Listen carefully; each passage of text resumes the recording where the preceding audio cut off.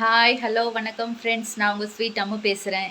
இன்றைக்கி என்ன புது ரெசிபியோட வந்திருக்கேன்னு பார்த்தீங்கன்னா, இட்லி சாம்பார். டிஃபனுக்கு ஏற்ற இட்லி, தோசை எல்லாத்துக்கும் ஏற்ற இட்லி சாம்பார். அதுவும் பருப்பு இல்லாத இட்லி சாம்பார் எப்படி செய்யலான்னு பார்க்கலாம் வாங்க. இப்போ ஸ்டவ் ஆன் பண்ணிக்கோங்க, குக்கர் வச்சுக்கோங்க. இப்போ ஃபஸ்ட்டு நம்ம எல்லாத்தையும் வதக்கி எடுக்க போகிறோம். குக்கர் நல்லா சூடாகட்டும். குக்கர் நல்லா சூடாயிடுச்சு. எண்ணெய் சேர்த்துக்கோங்க. எண்ணெய் நல்லா காயட்டும். எண்ணெய் நல்லா காஞ்சாதான் நம்ம போட போகிற இன்க்ரீடியன்ட்ஸ் எல்லாமே நல்லா சீக்கிரம் வதங்க ஆரம்பிக்கும். எண்ணெய் நல்லா காஞ்சிடுச்சு.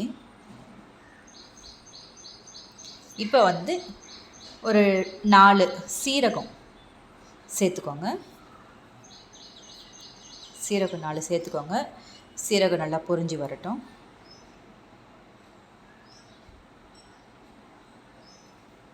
சீரகம் நல்லா பொரிஞ்சிடுச்சு. இப்போ பூண்டு சேர்த்துக்கோங்க. பூண்டு ஒரு 12-15 பூண்டு சேர்த்துக்கோங்க. பூண்டு நல்லா வதக்கி விடுங்க.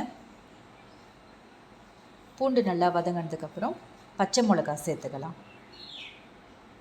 பச்சை மிளகா நிறைய சேர்த்துக்கோங்க. அப்போ தான் இட்லி சாம்பாருக்கு டேஸ்ட்டு நல்லாயிருக்கும்.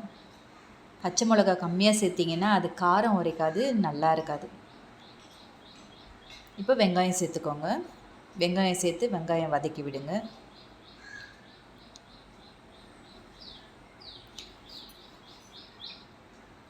வெங்காயம் இப்போ நல்லா வதங்கட்டும். ரொம்ப வதங்கணும்னு அவசியம் இல்லை, ஏன்னா நம்ம மறுபடியும் வேக வைக்க தான் போகிறோம். அதனால் கொஞ்சம் வதங்கினா போதும். பாருங்கள், இந்த திட்டத்துக்கு வதங்கினா போதும். இப்போ தக்காளி சேர்த்துக்கலாம். தக்காளியும் சேர்த்து கொஞ்சம் வதக்கி கொடுங்க.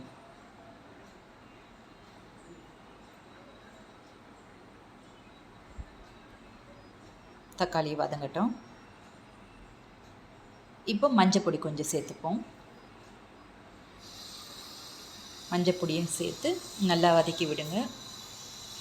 கொஞ்சம் சுருங்கி வரட்டும். வெங்காயம் தக்காளி எல்லாமே கொஞ்சம் வதங்கின மாதிரி சுருங்கி வரட்டும்.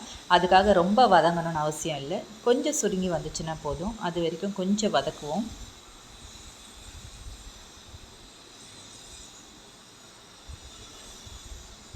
புளியை அதிலே சேர்த்துக்கோங்க. புளி நீங்கள் புளிப்பு எவ்வளோ தேவையோ அந்த மாதிரி சேர்த்துக்கோங்க. ஏன்னா நம்ம பருப்பு சேர்க்கலை, அதுக்கு தகுந்த மாதிரி நீங்கள் புளி சேர்த்துக்கோங்க. இப்போ தட்டை போட்டு மூடி வச்சுட்டு கொஞ்சம் எடுத்து பார்த்தா கொஞ்சம் வதங்கி இருக்குது பாருங்கள், போதும். இந்த திட்டத்தில் நம்ம தண்ணி சேர்த்துக்கலாம். தண்ணியை ரொம்ப சேர்க்கணுன்னு அவசியம் இல்லை, தண்ணி திட்டமாக சேருங்க. தண்ணி சேர்த்துட்டு குக்கரை மூடி வச்சிடலாம்.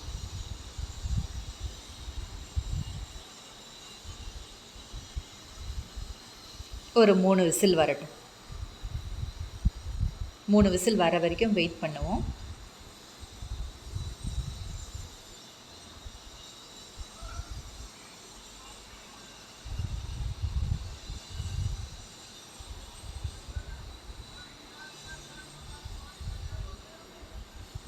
மூணு விசில் வந்துடுச்சுங்க. இப்போ திறந்து பார்க்கலாம். பாருங்க, நல்லா வெந்திருக்கு. இதை இப்போ ஒரு பருப்பு சட்டியில் மாற்றி நம்ம அதை கடைஞ்சி எடுத்துக்கலாம். பாருங்கள், வெந்திருக்குங்க.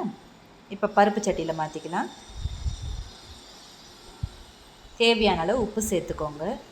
உப்பு சேர்த்து கடைஞ்சி எடுத்துக்கலாம். இப்போ தாளிப்புக்கு இன்னொரு கடாய் ஒன்று வச்சு எண்ணெய் சேர்த்துக்கோங்க. எண்ணெய் சேர்த்து தாளித்து எடுத்துக்கலாங்க.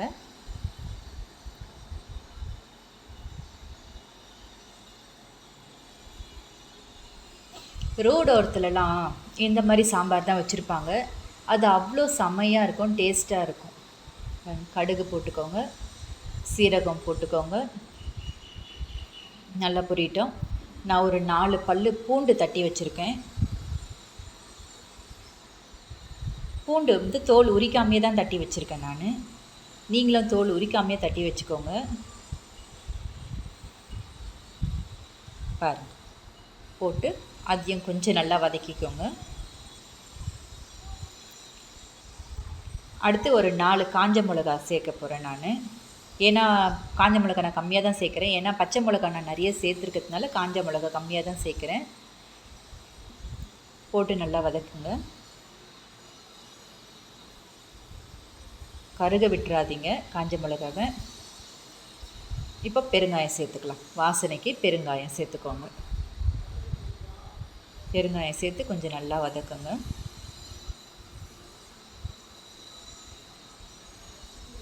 இப்போ கருவேப்பிலை சேர்த்துக்கலாம்.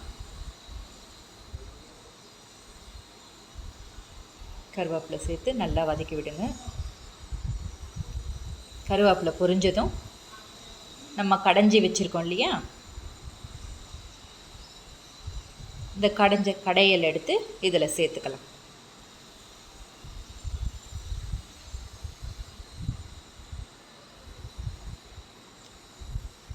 சேர்த்து நல்லா கலரி விடுங்க. பருப்பு சட்டியில் இருக்கிற பருப்பெல்லாம் கொஞ்சம் இருக்கும், ஓரத்துலலாம் கொஞ்சம் இருக்கும். தண்ணி ஊற்றி அலசி ஊற்றிக்கலாம். இப்போ நல்லா கொதிக்கட்டும், கொதிக்க விடலாம். நல்லா கலரி விட்டுட்டு உங்களுக்கு எவ்வளோ தேவையான தண்ணியோ, இந்த திட்டத்தில் உங்களுக்கு தண்ணி எவ்வளோ தேவையோ, கெட்டியாக வேணும்னா கெட்டியாக வச்சுக்கோங்க, இல்லை கொஞ்சம் தண்ணியாக தான் விரும்புவாங்கன்னா தண்ணி சேர்த்துக்கோங்க. நான் கொஞ்சம் தண்ணியாக தான் வச்சுருக்கேன். இப்போ மூடி போட்டு மூடிடலாம்.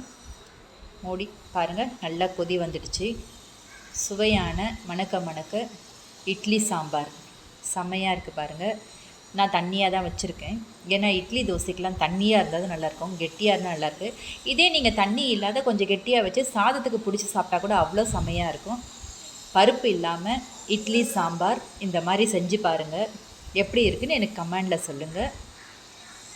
தேங்க்யூ.